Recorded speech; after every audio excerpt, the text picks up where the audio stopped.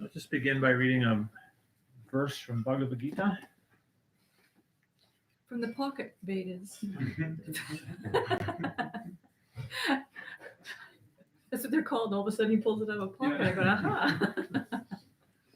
This is Bhagavad Gita, chapter 8, text 5. 8:5. Anta kale chamam neva smaran mukvakale varan yaprayati samad bhavan yanasti yatra samsaya. Anta kale. At the end of life. At the end of life. Cha. Also. Me. Eva. Certainly. Smaran. Remembering. Mukva. Quitting. Kalevaram. The body. Ya. He who. Prayati. Goes. Sa. He. Mat bhavam. My nature. Yati. Achieves. Na. Not. Asti. There is. Atra. Here. Samsaya. Doubt. Purport and translation by His Divine Grace Prabhupada. And whoever at the end of his life quits his body, remembering me alone, at once attains my nature. Of this there is no doubt. purport. In this verse, the importance of Krishna consciousness is stressed. Anyone who quits his body in Krishna consciousness is at once transferred to the transcendental nature of the Supreme Lord. The Supreme Lord is the purest of the pure. Therefore, anyone who is constantly Krishna conscious is also the purest of the pure. The word smaran, remembering, is important. Remembrance of Krishna is not possible for the impure soul who has not practiced Krishna consciousness in devotional service. Therefore, one should practice Krishna consciousness from the very beginning of life. If one wants to, if one wants to achieve success at the end of life, the process of remembering Krishna is essential.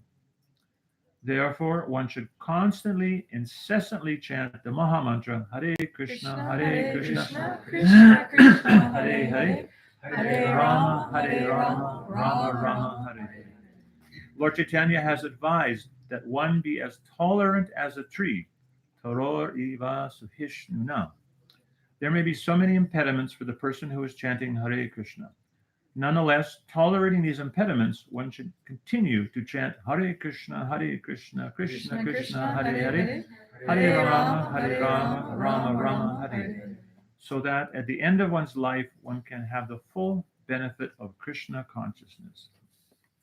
Nama Om Vishnu Padaya Krishna Pastaya Bhutale Srimati Bhakti Vedanta Swami Nityanamani Namaste Saraswati Deve Gauravani Pacharne Nirvasesa Sunyavadi Prasad Jade Satanane Omagana Timarandasha Janan Janan Shilakaya Chakshur Yavitam Jena Tasmai Shri Gurave Namaha Upam Karoti Vachalam Pangam Bangarite Yatkipatam Maham Vande Shingarum Dinatanam.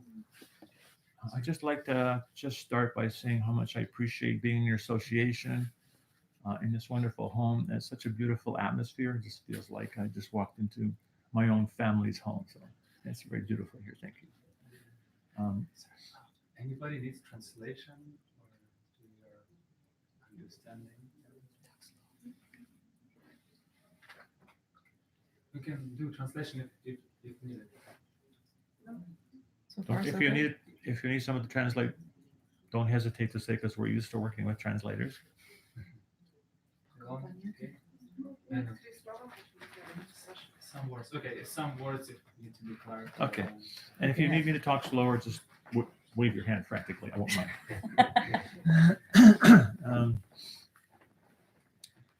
When Srila Prabhupada was still a Grihasta, he had a pharmacy in Prayag.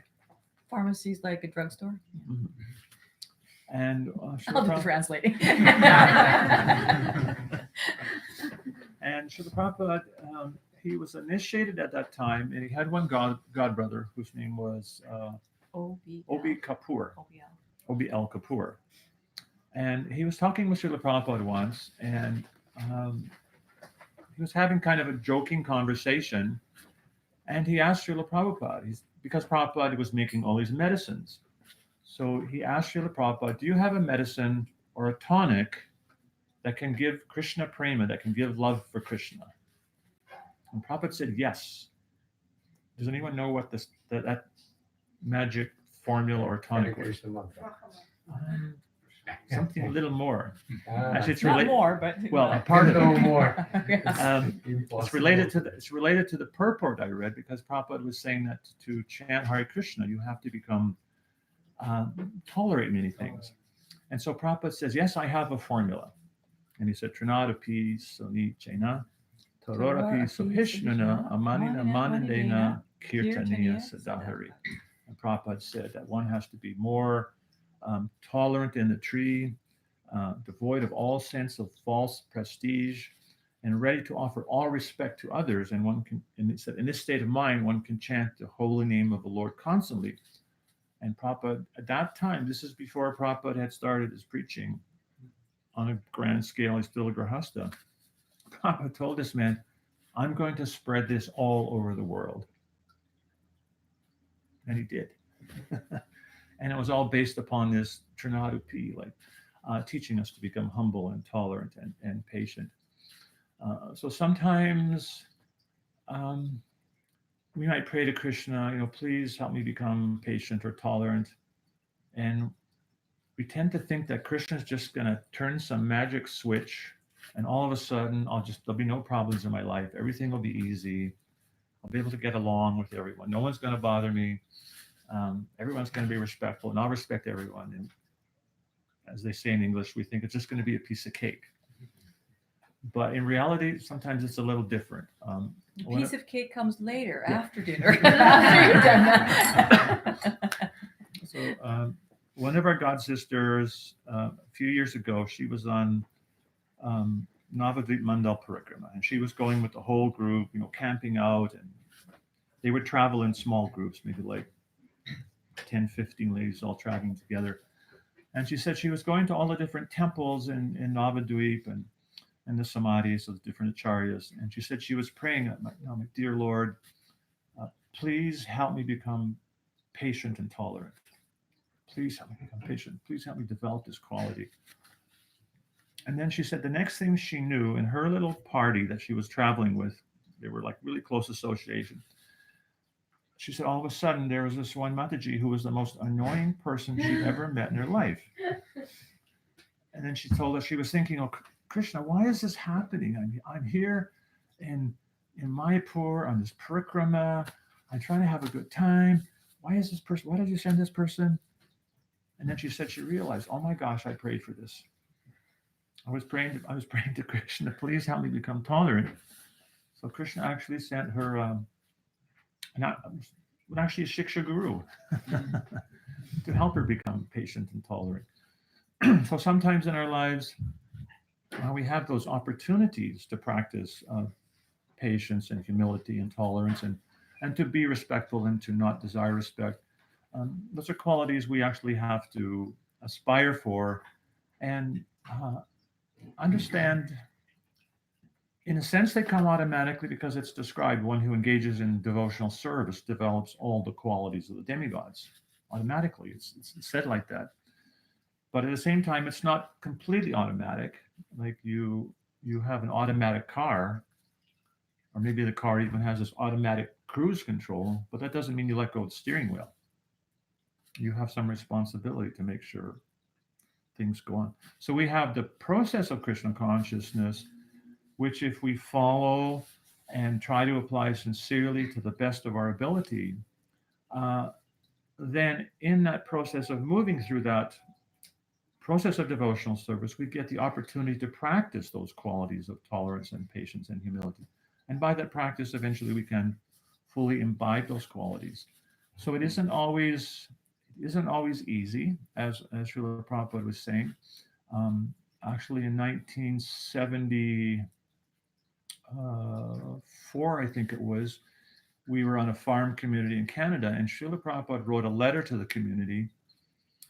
And he said, actually, he gave a name to the community. He said, you can call your community Nugokula.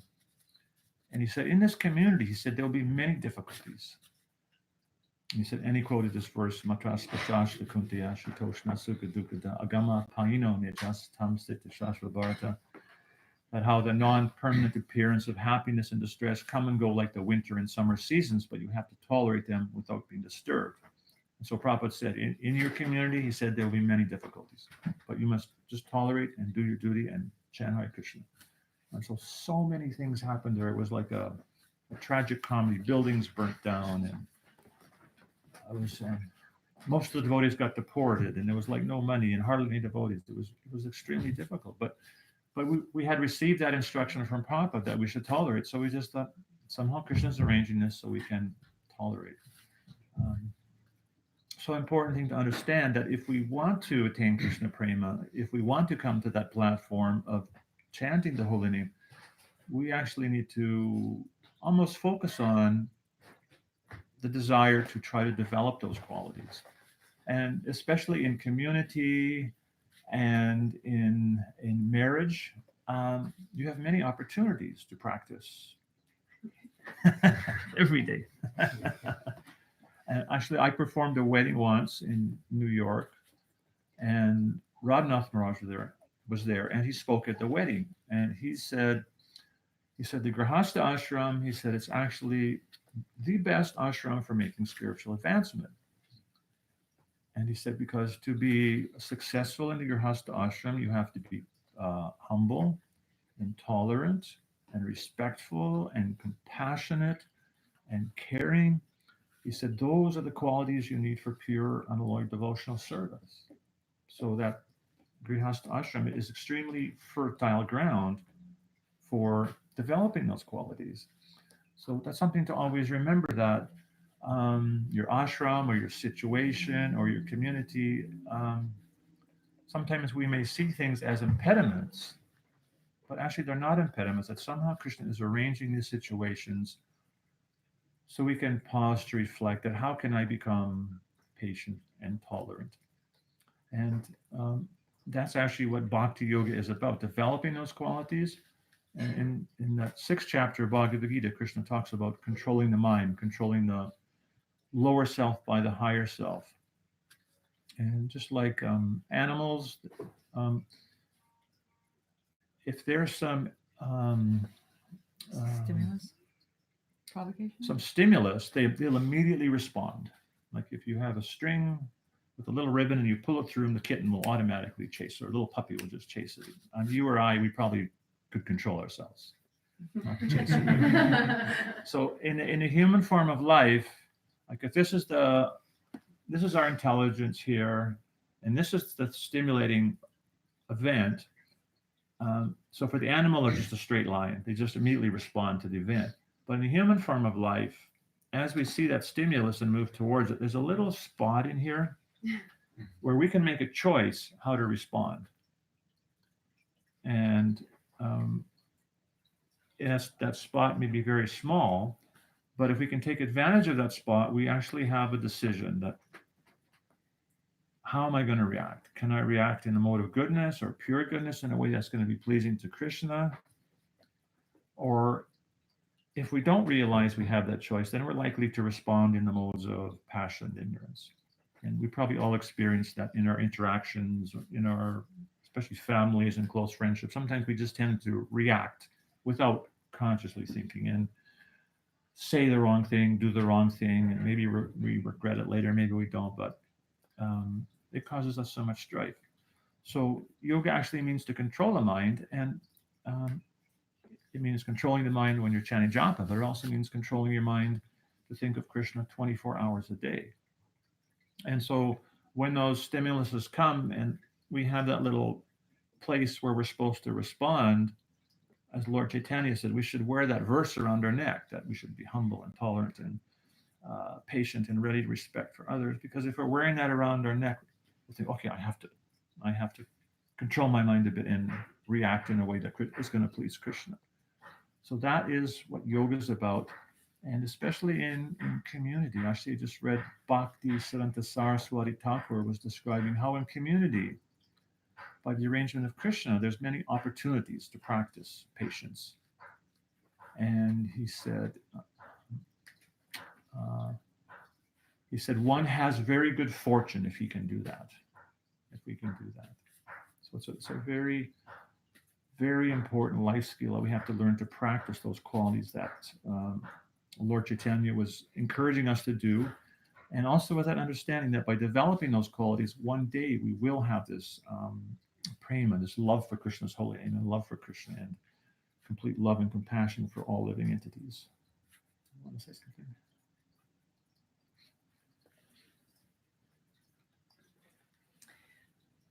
We formulated a little book to help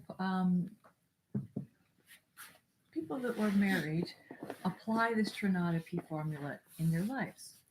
But it could also apply to just your interactions with other people that, you're close to, or maybe not even close to, because sometimes when you're not close to a person, you can think, oh, I can do any old thing because I don't have to, be with them all the time, So you see on the internet, sometimes people are nasty because they don't even see a person behind what they're writing. So we we're describing how humility actually means that we stop and we listen to what's in the other person's heart, like why they're troubled or why they're enthused or, what's going on for them. It's not all about us and our response and, but what's going on for you. And that takes some humility to go, beyond yourself and just take the time. So that's a big part of, humility, which you can see if you if we practiced it like Lord Chaitanya is recommending, then we would have that compassion. It would be able, from that humility would sprout that compassion for the plight of other people or the pain they're going through. Or because when we listen to how another person's feeling, deep in their heart, we can usually see, oh yeah, I've been through that. They're just kind of a normal person, and that was my difficulty too, and we can empathize with them, and then we develop stronger friendships by that humility and the compassion. So sometimes it's hard to be humble enough to just want to stop and hear what the other person's going through and get off the I me mine. So we can see that humility has so many different ways that it can be applied. We just think it's, it's okay. I'm not really a good cook, or, I don't do this well, or, just saying something maybe, a little humble about yourself. But humility goes quite deeply into all aspects of our life. And the more we can value other people, even the more humble we will naturally become. So we see that humility, it's not about low self-esteem, like, oh, I'm no good. It's just, I think they have a saying, it's don't to think less of yourself, just think about yourself less and think about other people more. Right? So it's not some thing where you have to depreciate yourself, but rather just go beyond ourselves and, consider other people. And that's a whole main point to our Sankirtan movement, that we want to share what we have with others and um, help people get through the difficulties in life. Because we say chant Hare Krishna and be happy. There's so many things that go on in our lives in this material world that cause us difficulties. So we also have to help people navigate those difficulties enough so they can come to the platform of chanting Hare Krishna, so that the holy name can have effect and they can perceive that happiness that comes from the holy name. Because it's tough, So just wanting to reach out and help others and not needing so much validation for ourselves. How come not everybody's not praising me? Because we find that when we thank other people and we're gracious and when we encourage other people, then that mood like kind of comes around. It doesn't have to be again all about us. And humility can also be applied when we're wrong, because we don't like to be wrong, but just to be humble and say, gee, I didn't do that right, and I'm sorry, and can you forgive me, and there's probably a way I can do that better, and I'll try harder next time. So those are all like so many different aspects of humility that we maybe don't think about. We just sort of think of the speech, about being humble about yourself. But interactions with other people really require us to develop that honest humility. So, Communication. yeah. Humility is important, and one way we can practice that humility is in our communications with others. has anyone ever experienced when you're talking to someone, a friend or your spouse, and they might be saying something to you, but at the same time they're talking within your own mind, there's an internal dialogue going on, and you're thinking how to respond or maybe how to defeat their point. And so, is that really communication? Or if that was, what mode of material nature would that kind of communication be in? You're talking to me, Gary, but I'm just got this thing going on. I'm going to defeat you, and I get a chance to talk. Probably passion and ignorance, right? So Rupa Goswami, he recommends this in his loving exchanges for Vaishnavas. That one is Guyam Akiti Prichati, to reveal your mind and heart in confidence and hear in confidence. And that's a very important Vaishnava exchange. And amongst us as Vaishnavas, we have giving prasadam and distributing prasadam. We have mastered that perfectly. And giving gifts and accepting gifts, we're pretty good at that. Boys are pretty good at that. But revealing our minds in confidence and hearing confidence is something we really don't practice. And it's something that Rupa Goswami very much is recommending as a loving exchange amongst Vaishnavas. And again, because of our conditioning, we really don't know how to listen to each other. And so real listening actually means that I have this internal dialogue and I want to listen to you, Prabhu. But we might be talking about something. You have this opinion, I have that. You might think Alexander Ovechkin's the greatest hockey player in the world. Maybe I think Sidney Crosby or Connor McDavid's the best. And we can have this big difference. And so you might be explaining your point of view to me. But if I can take my internal dialogue and just put it on the shelf for a bit, and actually sometimes we have a fear that if I take my point of view and put it aside to listen to you, we fear that I'm going to lose that. But actually you won't lose it. And what happens if I hear your point of view and I can make you feel confident that I understand you, and then I can explain my point of view and you can put your internal dialogue aside and listen to me and understand me, then we've both understood each other. And as Rupa Goswami said, that's a loving exchange. So we might have some like major disagreement about, it could be so many things. And we could discuss our points of view, and I could respectfully understand you. You can respectfully understand me, and we can agree to disagree, and we can love each other as friends because we just engage in this loving exchange. So and that requires this internal humility that I'm just going to put aside my point of view and respectfully try to hear and understand you. And that's a very powerful exchange, and it's very important, especially in our close relationships, friendships, and especially in marriage for couples to learn to understand each other. We were just discussing with Mataji here about how there's so many differences in marriage, but if you can honor them and respect them, you can agree to disagree and be happy. And there's actually a vast body of research on marriage that's been done over a period of 40 years. And they discovered that couples who are happily married can have up to 69% of their differences and their challenges. There's no black and white solution. And they're still happy.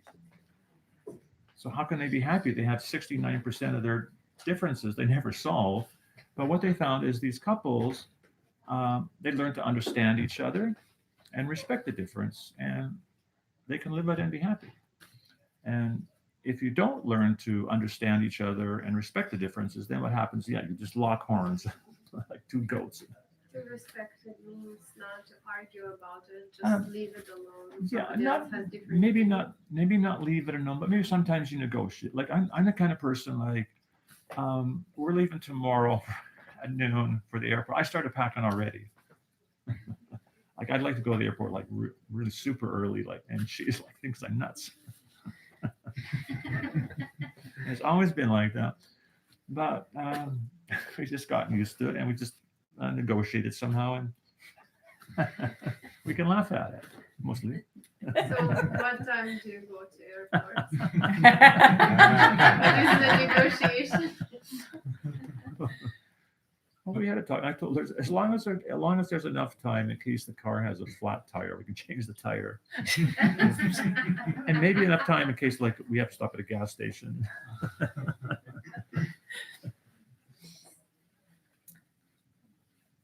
And you know, when you're in the taxi in India, those things happen all the time, right?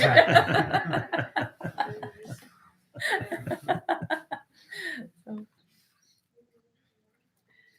yeah.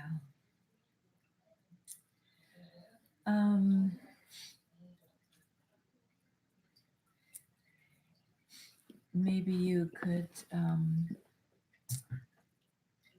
share any insights that you have on humility.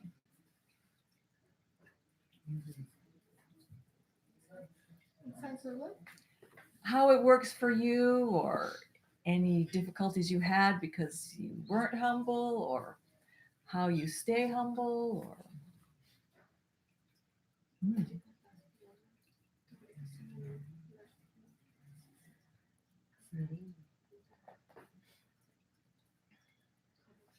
Has Krishna ever forced you to become humble?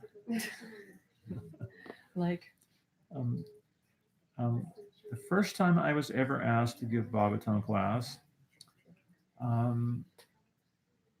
thought, I can do this. I was thinking, I can do this. Was my mistake. And I chanted Jaya Radhamadava. I read the purport, and my mind went completely blank. Krishna just took everything away. Like, I couldn't say one word. And then my godbrother, he took over and he gave the class, and he said the same thing happened to him. He was in front of like 200 college students, and his mind went blank. But ever since that day, I always get nervous before I give class, and it just makes me completely dependent upon Krishna. That's the only way I can public speak. And we do a lot of public speaking. I'm actually still terrified by public speaking. But I can do it for Krishna. I'm completely dependent on Krishna. So that one instant forced me to develop that humility that I have to depend on Krishna. what happens when we're not humble? How? Yeah. What does it feel like? What color is it? What taste? Hurts. It hurts, yeah. Do you know you're not humble, or you just think the other person's wrong and they're not humble? I feel like Oh, okay. Well, that's, you know, that's better than, you know, feeling that the other person's not humble.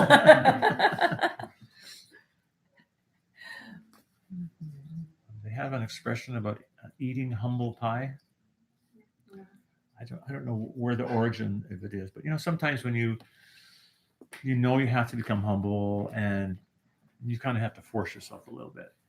But once you do exhibit that humility, you ask for the apology, and it's accepted. You feel good. So they say humble pie is like that. You think it's going to be really bitter or something, but you kind of have to force yourself to eat it, but it actually tastes good.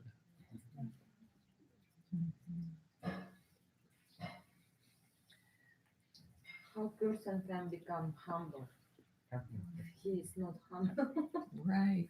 What's the question? How do you become humble when you're not humble? I actually just wanted to share in this regard that Or doesn't want to be humble? Right. that's probably the tough question. It's easier to answer how when it's easy to become humble. It's when somebody else you associate with is humble, or you have some other devotees or spouse that is humble, and in that case it's easy to be humble. Yeah, but if the other person is not humble, how? Then we tend to be Yeah. defensive. Mm-hmm. And the problem with defensiveness, when the other person's not humble, we feel like they're, Mhm. you know, attacking us. Mhm. So out of defense, we tend to blame. Oh, it's because you didn't do this, or you forgot to do that, or that was your fault, you were late, right? So, and it's kind of your defense, but it actually comes across to the other person as blame. So then they feel blamed, then they get defensive, and then it's, you know, like this. So the way to start heading towards humility is to take a little bit of responsibility. Oh yeah, I could have got ready a little bit earlier. You know, maybe, you know, take some little part in it that you could take responsibility for. Maybe the whole thing isn't your problem and the other person is something, but you could just look, what was my little part that I could, you know, I could take responsibility for.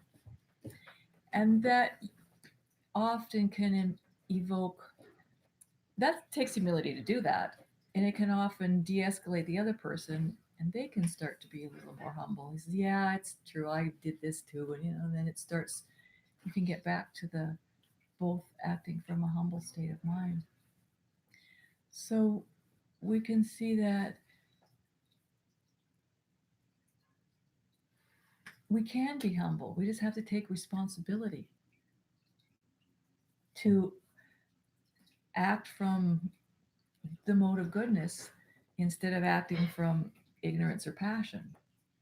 And it's not easy because we live with people who live in the mode of passion and ignorance, and it's all around us, and society stimulates passion and ignorance and nasty remarks, and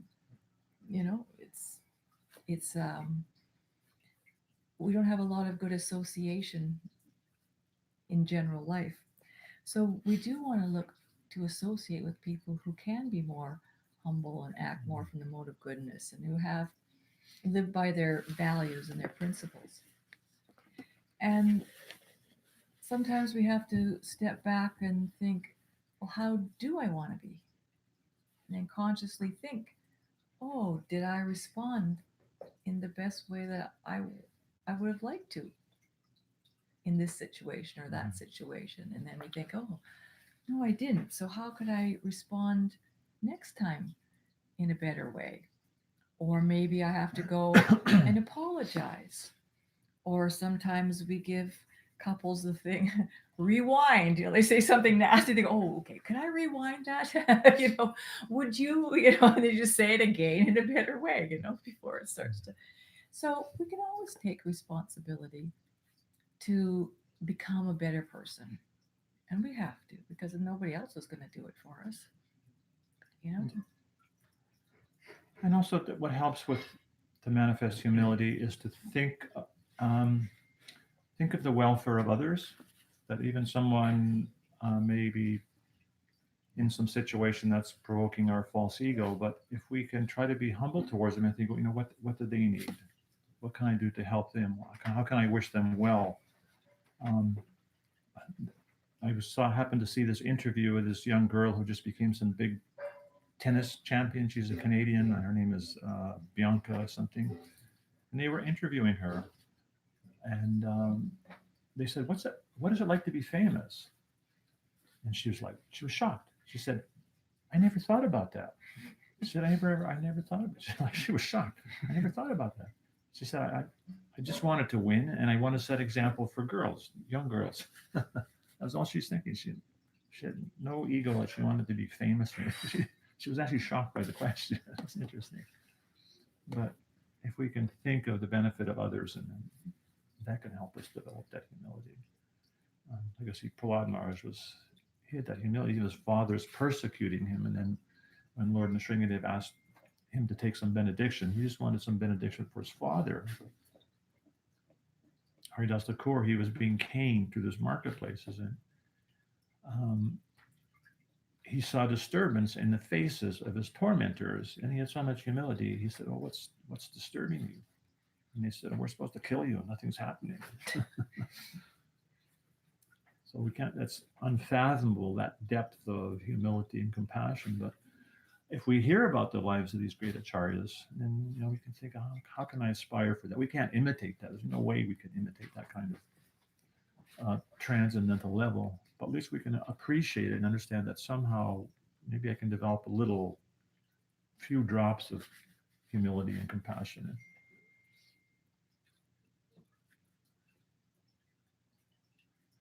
Question.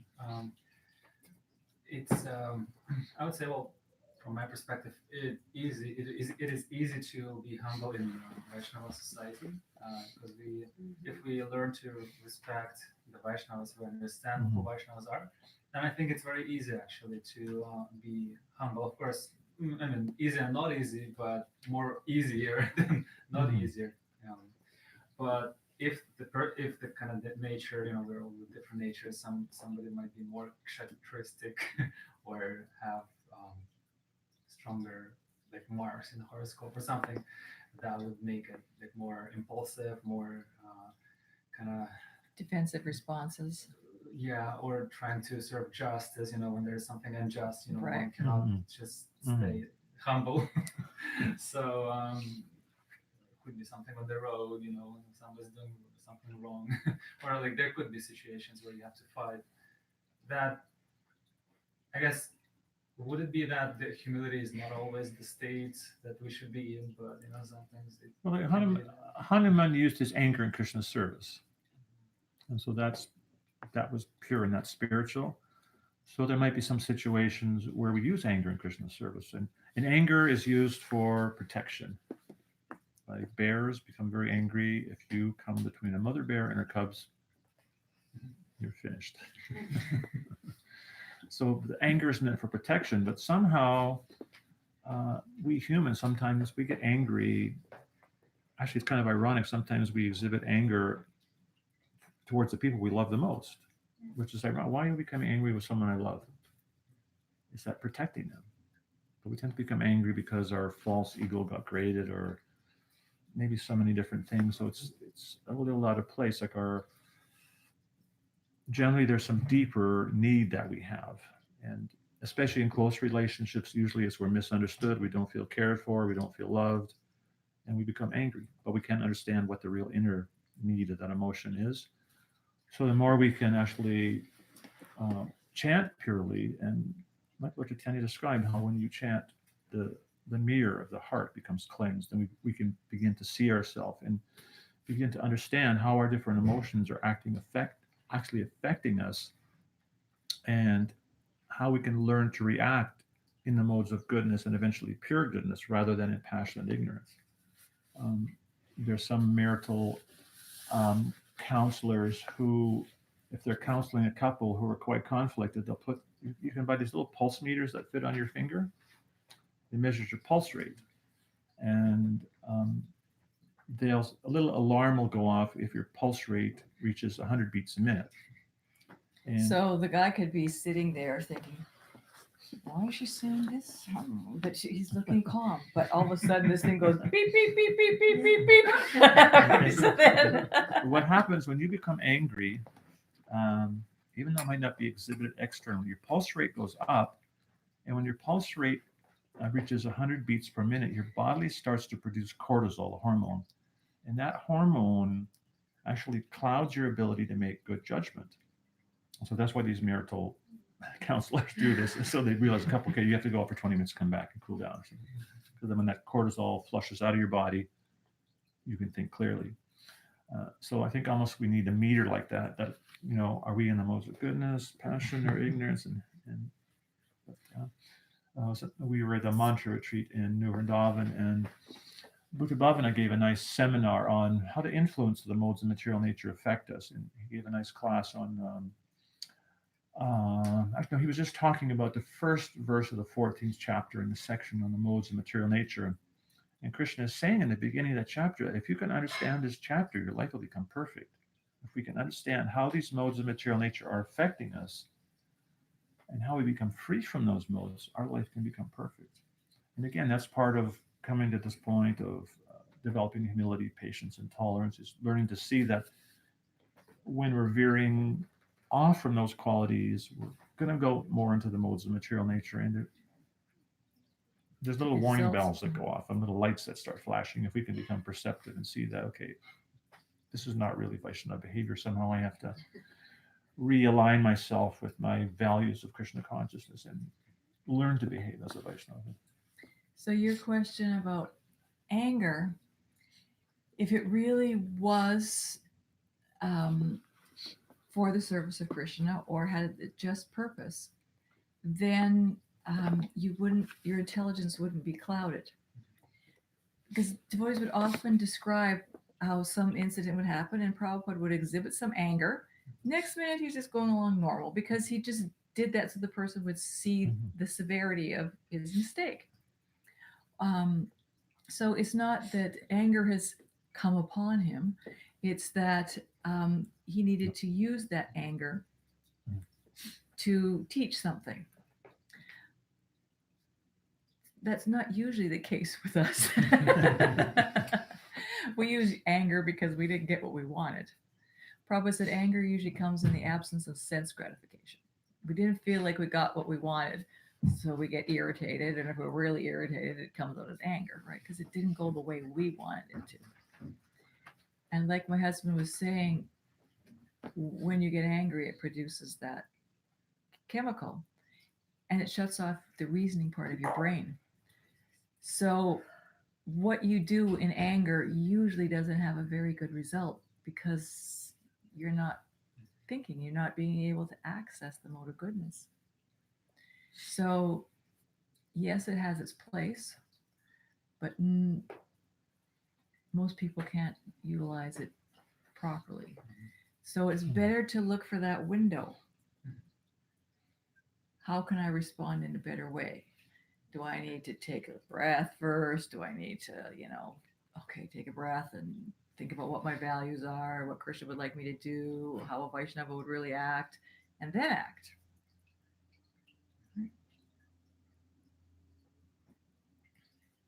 So our philosophy is meant to be applied at every moment in our lives, because then we can chant the holy name of the Lord constantly. Because otherwise, all these things are blocking us from being able to think of the holy name and being able to remember Krishna.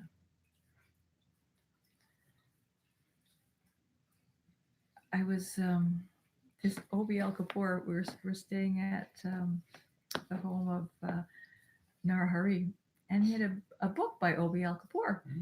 And so I opened it up, and the book was dedicated to Srila Prabhupada. He said Srila Prabhupada asked me to write this book after he wrote an article for the BTG many years ago, and Prabhupada liked the article in the BTG, and he encouraged him to write something. OBL Kapoor was a very, very educated man, knew all sorts of things about all sorts of scientists. And he was a big Mayavadi, but somehow or other he heard from Bhakti Siddhanta and he totally switched. He's a very, very learned person. But, down to earth, friend of Prabhupada's also. So anyway, I opened up this page and he's describing how when we follow the processes of devotional service and we actually apply them in our lives, then we can our hearts become purified and our intelligence becomes purified, where it's no longer influenced by ignorance or passion.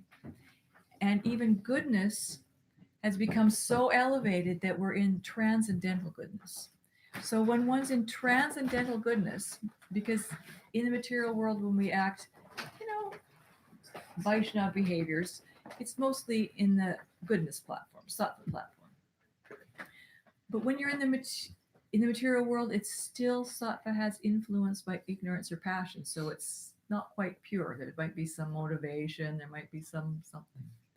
But as we practice devotional service more and more, and the heart becomes more pure and the intelligence becomes more pure, then actually Suddha Sattva, which is actually a manifestation of the existence potency of the Lord. Samvit, Sandini. There's, eternity, knowledge, and bliss. So that eternality, the existence thing, is actually Suddha Sattva. So that means that in your mind exists the influence of Krishna, so much so that your mind is saturated with this platform of Krishna. So that when you think about Krishna, it's not something outside of you. It's like your consciousness becomes purified where Krishna's with you always. So if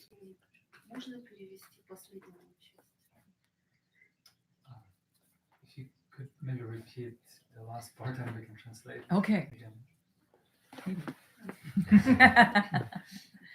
How far back? About the Suddha Sattva or about the three modes being mixed?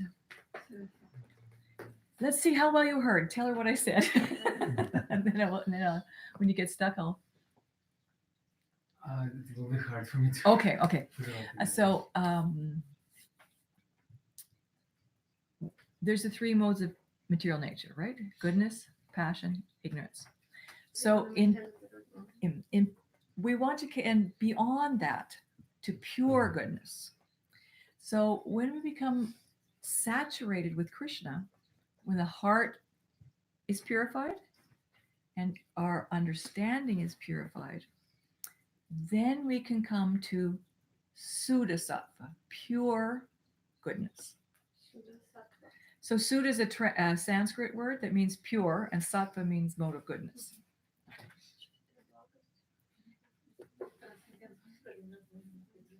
Okay. So at that point, that Suddha Sattva is actually part of the existence potency of Krishna. The Krishna exists in our mind, in our heart, in our intelligence. It's not something that, oh, there's Krishna. Krishna's like, we see everything, through Krishna. Not that we become Krishna, but we see it all in a Krishna conscious way. So then Krishna consciousness becomes easy. It's just like natural. So that's something to really want and look forward to.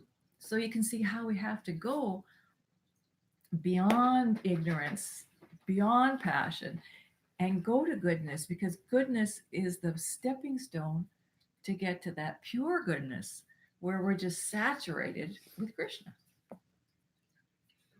So, What's saturated in I'm done. So we talked a little bit about developing humility and qualities of patience and tolerance to help us chant the holy name. And I was describing a little bit, sometimes you have those situations where you have to eat what they call humble pie. And there's another way we can develop these humility and patience and tolerance, and that's by taking prasadam. And I think we're going to have some kind of bhakti pie. And we can become purified and develop love for Krishna and please Srila Prabhupada and our spiritual masters just by taking prasadam. That's powerful. So thank you very much. You're beautiful people. We love you all. Did you want to have more kirtan, or did they want to serve prasadam? I wasn't quite sure. He said some of the people, kids at 8:30. Oh, we need some time for kids. Yeah, we have like 25 minutes. We have 25 minutes left. Yes. So within that time frame, how do you Like- want? 10 minutes for kirtan, 15 minutes for prasadam, or maybe vice versa. Yeah. More kirtan. Kirtan, yeah, okay. If the kids are hungry, they can always eat. Okay, let's have kirtan. Who's the kirtan leader here?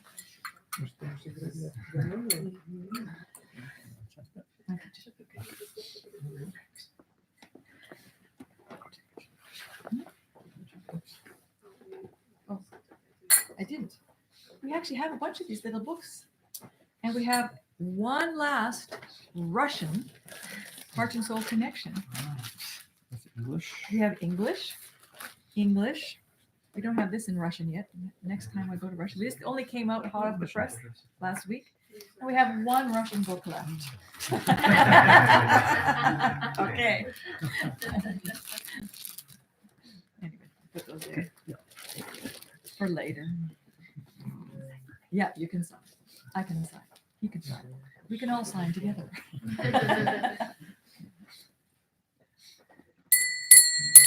Namo Vishnu Padaya Krishna Prasaya Bhutale Srimate Bhaktivedanta Swamini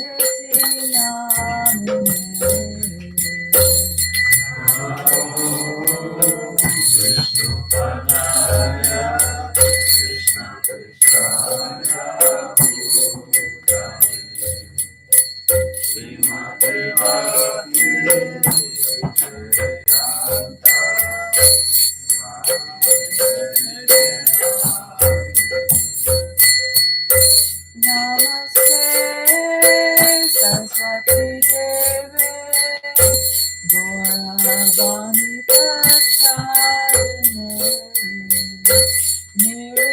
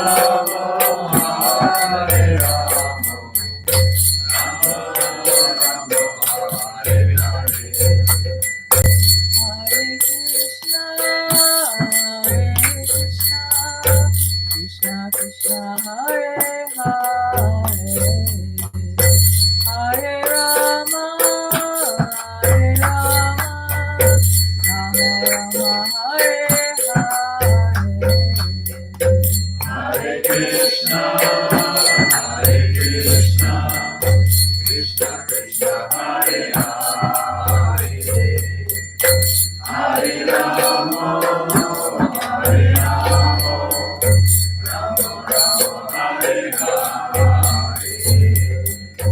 Hare Krishna, Hare Krishna, Krishna Krishna, Hare Hare, Hare Rama, Hare Rama, Rama Rama, Hare Hare. Hare Krishna, Hare Krishna, Krishna Krishna, Hare Hare, Hare Rama, Hare Rama,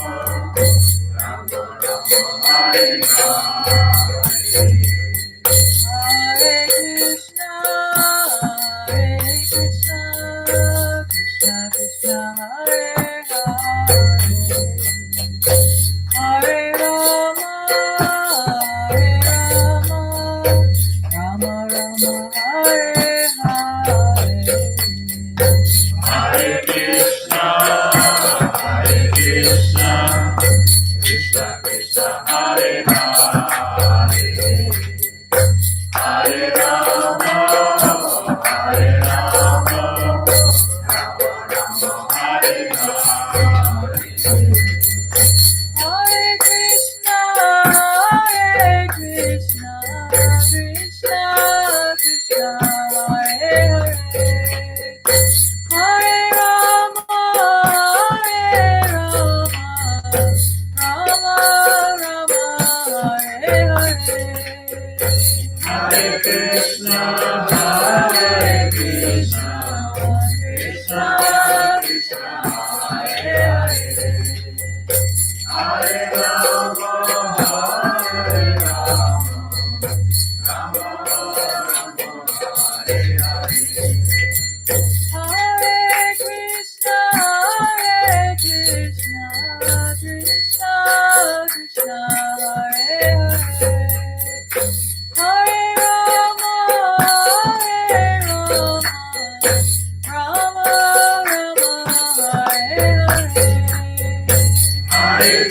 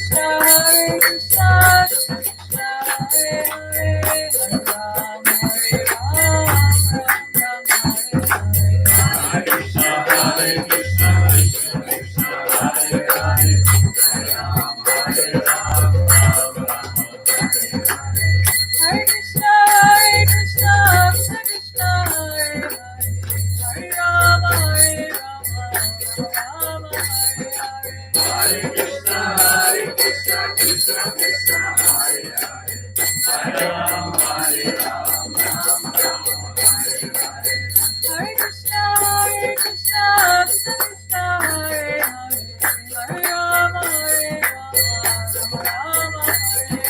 Hare Krishna, Hare Krishna, Krishna Krishna, Hare Hare, Hare Rama, Hare Rama, Rama Rama, Hare Hare.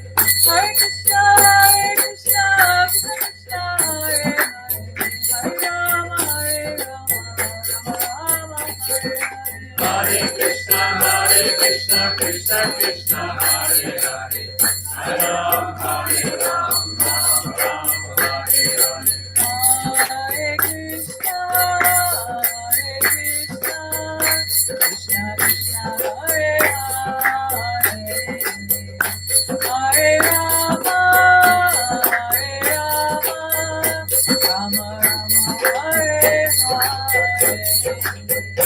Hare Krishna, Krishna Krishna, Hare Hare, Hare Rama, Hare Rama,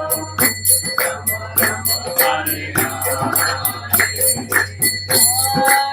Krishna, Hare Krishna, Krishna Krishna, Hare Hare, Hare Rama, Hare Rama, Rama Rama, Hare Hare. Hare Krishna, Hare Krishna, Krishna Krishna, Hare Hare, Hare Rama, Hare Rama, Rama Rama, Hare Hare. Hare Krishna, Hare Krishna, Krishna Krishna,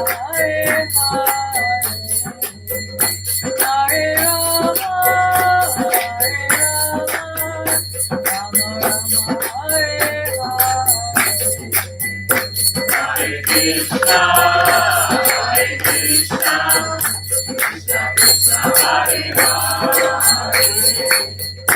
Hare Rama, Hare Rama, Rama Rama, Hare Hare. Hare Krishna, Hare Krishna, Krishna Krishna, Hare Hare, Hare Rama, Hare Rama, Rama Rama, Hare Hare. Hare Krishna, Hare Krishna, Krishna Krishna, Hare Hare, Hare Rama, Hare Rama, Rama Rama, Hare Hare. Hare Krishna, Hare Krishna, Krishna Krishna, Hare Hare, Hare Rama, Hare Rama, Rama Rama, Hare Hare. Hare Krishna, Hare Krishna, Krishna Krishna, Hare Hare, Hare Rama, Hare Rama, Rama Rama, Hare Hare. Hare Krishna, Krishna Krishna, Hare Hare, Hare Rama, Rama Rama, Hare Hare. Hare Krishna, Hare Krishna, Krishna Krishna, Hare Hare, Hare Rama, Hare Rama, Rama Rama, Hare Hare.